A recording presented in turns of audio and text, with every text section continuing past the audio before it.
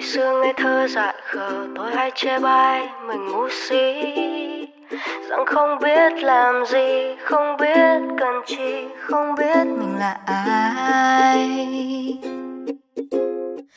Bao năm bon chen ngoài đời soi gương nhìn vẫn thế, đầu vẫn rối bù xù thân bé